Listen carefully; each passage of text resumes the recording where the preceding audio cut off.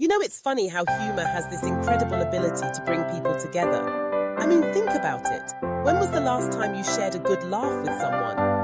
Maybe it was over a silly meme, a hilarious movie scene, or that one awkward moment you both experienced. There's something about laughter that creates this instant connection, like a secret handshake that only you and that person understand. It's like a little spark that ignites a bond, and suddenly, you're not just two individuals in a crowded room. You're part of this exclusive club of shared experiences.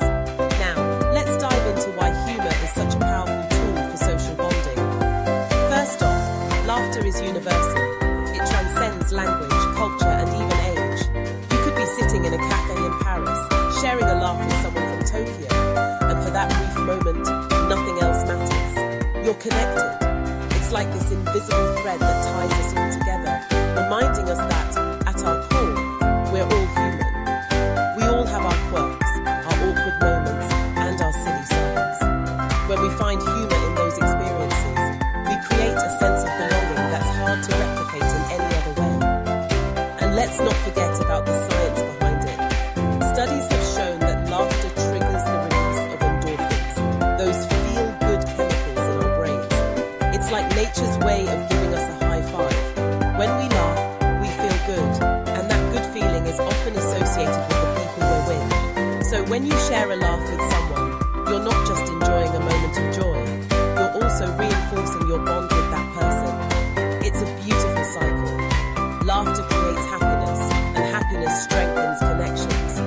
But humor isn't just about the laughs, it's also about vulnerability. When we share something funny about ourselves, we're opening up. We're saying, hey, I'm comfortable enough with you to show you my silly side. That vulnerability can be a powerful bonding experience. It breaks down barriers and allows us to connect on a deeper level. Think about those moments when you've shared an embarrassing story or a goofy moment from your past. It's like you're inviting someone into your world, and in return, they might share their own stories. Suddenly, you're not just acquaintances, you're friends, sharing a piece of your lives with each other. And here's where it gets really interesting. Humor can also serve as a social lubricant. You know those awkward silences that can happen when you're getting to know someone. Humor swoops in like a superhero, saving the day. A well-timed joke or a funny observation can break the ice and ease the tension. It's like a magic trick that transforms a potentially uncomfortable situation into something light-hearted and enjoyable. Suddenly, you're both laughing, and that awkwardness fades away, replaced by a sense of camaraderie. Let's not overlook the role of humor in group dynamics. Think about a team at work, or a group of friends hanging out. When someone cracks a joke, it can shift the entire atmosphere. Laughter creates a sense of unity, making everyone feel included and valued. It fosters a culture of openness, where people feel more comfortable sharing their ideas and opinions. In a work setting, humor can even enhance creativity. When people are relaxed and having fun, they're more likely to think outside the box and come up with innovative solutions. It's a win-win situation.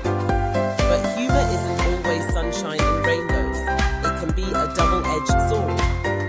While it has the power to connect, it can also divide.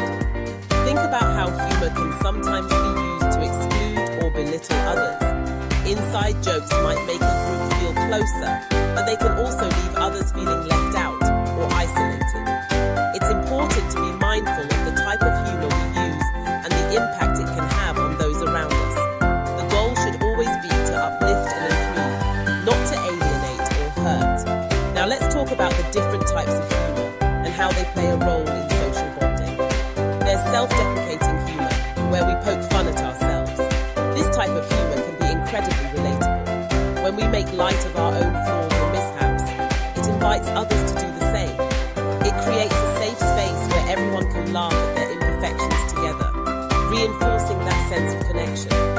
On the flip side, there's observational humor, which often highlights the absurdities of everyday life.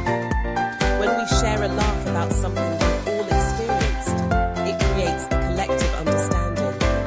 Oh, you've been there too. Me too. It's like a little wink that says, we're in this together. And then there's dark humor, which can be a bit controversial. For some, it's a way to cope with difficult situations, finding laughter in the face of adversity. For others, it can be uncomfortable or even offensive. It's a reminder that humor is subjective, and what brings one person joy might not resonate with another. It's crucial to navigate these waters carefully, especially in diverse social settings where different perspectives and sensitivities exist. As we explore the impact of humor on social bonding, let's not forget the role of technology in shaping how we connect through laughter. Social media has changed the game entirely. Memes, GIFs, and funny videos have become the modern-day equivalent of sharing a joke over coffee. We can now connect with people across the globe, sharing laughter in real time.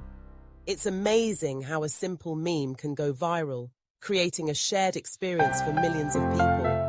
It's like a digital campfire where we gather to share our favorite laughs, no matter where we are. But while technology has made it easier to connect, it's also important to acknowledge the potential downsides. The more we rely on digital interactions, the more we risk losing the personal touch that comes with face-to-face laughter. There's a unique energy that comes from sharing a laugh in person, feeling the vibrations of laughter echoing around you.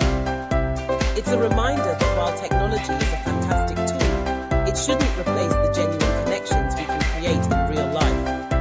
Second, embrace vulnerability. Don't be afraid to share your silly side. When you show others that you're comfortable being yourself, it encourages them to do the same. Remember, everyone has their quirks and awkward moments. By creating a space where it's okay to laugh at ourselves, we foster deeper connections. And finally, be mindful of your audience. Humor is a powerful tool, but it's essential to use it responsibly. Aim for inclusivity and positivity. Be aware of the different types of humor and how they might be received. The goal is to create an environment where everyone feels valued and connected. In conclusion, humor is more than just a punchline or a funny story. It's a vital part of the human experience. It has the power to break down barriers, foster connections, and create a sense of belonging. So, let's embrace the joy of laughter. Let's use humor to connect with one another, to uplift each other, and to remind ourselves that, at the end of the day, we're all in this together. Whether it's through a shared joke, a funny meme, or a light-hearted conversation, let's celebrate the incredible impact of humor on our social bonds. After all, life is too short